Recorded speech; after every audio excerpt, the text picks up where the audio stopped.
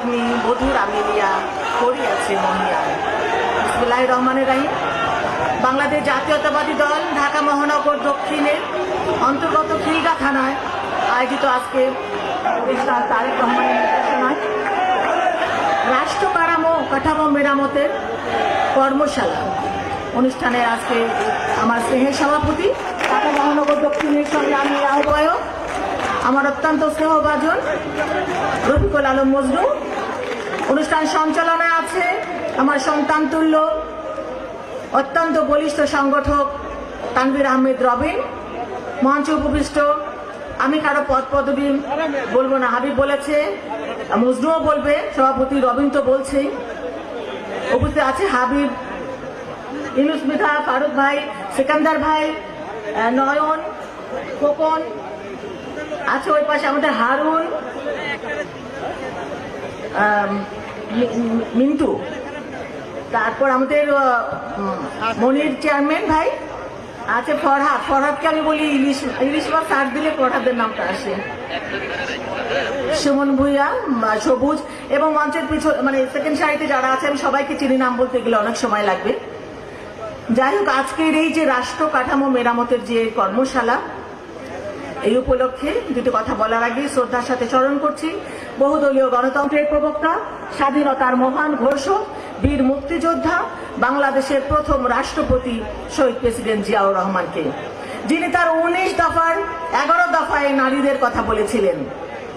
আমি শ্রদ্ধার সাথে স্মরণ করছি সাবেক তিনবারের প্রধানমন্ত্রী, আপসহীন নেত্রী, দেশনেত্রী, বাংলাদেশের প্রথম নারী প্রধানমন্ত্রী দেশনেত্রী বেগম খালেদা জিয়াকে, যিনি এই অবৈধ স্বৈরাচারী সরকারের রোশনলে পড়ে তিল তিল করে মৃত্যুর দিকে এগিয়ে গেছেন, এখন পঙ্গুত্বের দিকেও এগিয়ে গেছেন এবং বিদেশে এখন আছেন, চিকিৎসা নিচ্ছেন।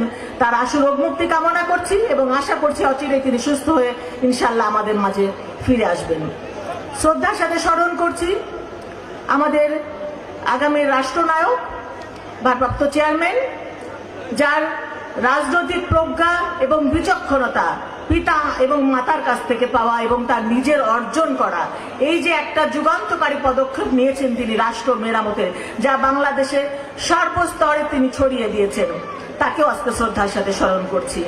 প্রিয় ভাই এবং বোনেরা, আজকে যারা উপস্থিত আছেন এই খিলগা থানার অন্তর্গত মূল দল, ছাত্র দল, যুব দল, স্বেচ্ছাসেবক দল, শ্রমিক দল, ওলামা দল এবং আমার প্রিয় সংগঠন জাতীয়তাবাদী মহিলা দলের বোনেরা যারা আমার কথা শুনছেন, আমি কিছু কিছু মানুষের বক্তব্য শুনলাম।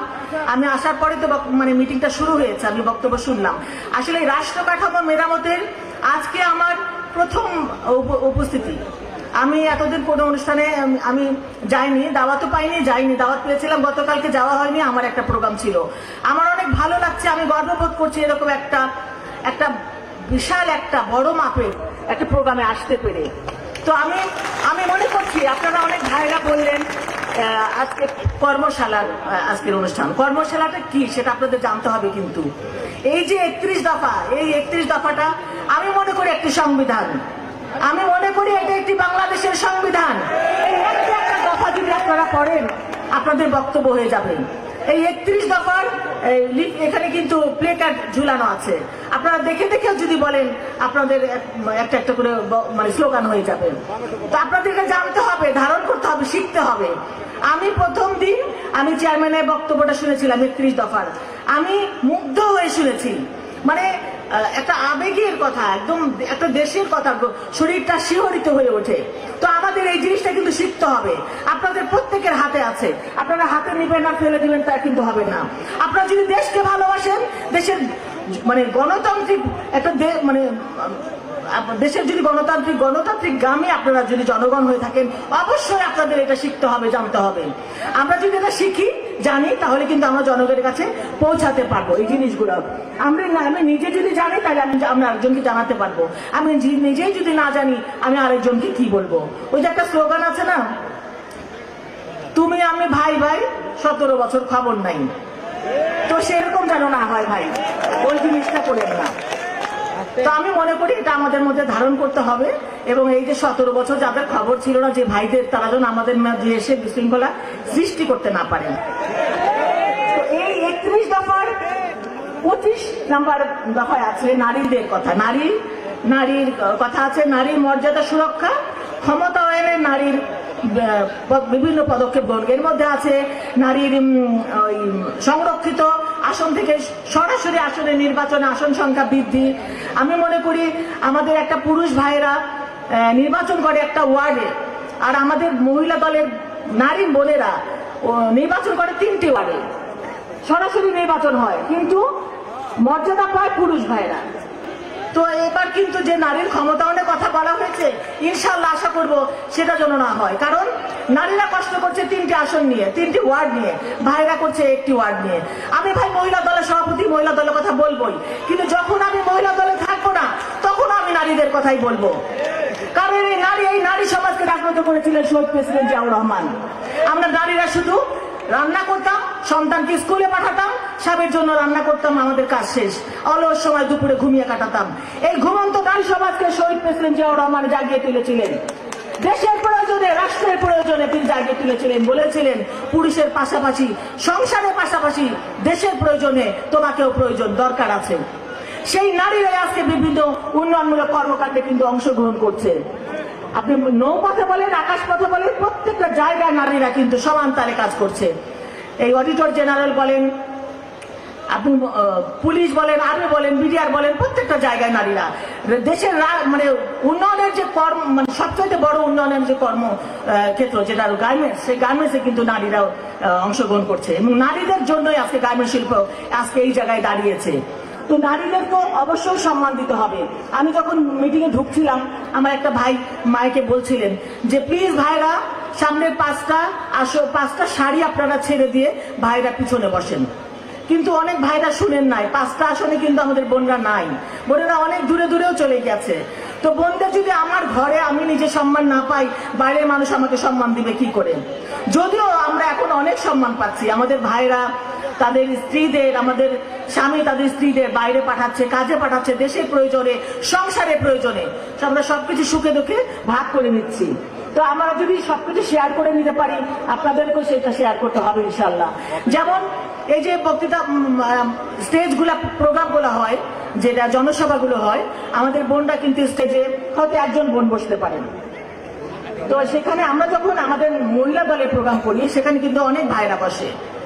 তো আমাদের আপনাদের মূল দলের প্রোগ্রামে কিন্তু একজন নারী বসে, সেটা যেন না হয়। বক্তৃতা দেওয়ার সময় একজন বোন দিবে, আর বোনরা দিতে পারে না। ওইটার একটা কোটাও নিশ্চয়ই, আমি আশা করি এই যে নারীর ক্ষমতায়ন যেটা আছে এর মধ্যে নিশ্চয়ই থাকবে, এবং নারীরা আরো বড় জায়গায় যেতে পারবে ইনশাআল্লাহ, দেশের প্রয়োজনে, রাষ্ট্রের প্রয়োজনে।